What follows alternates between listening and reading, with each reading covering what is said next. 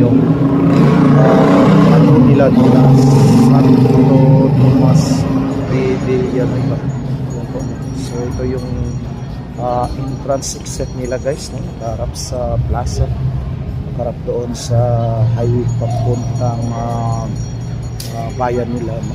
Palabas papuntang national highway.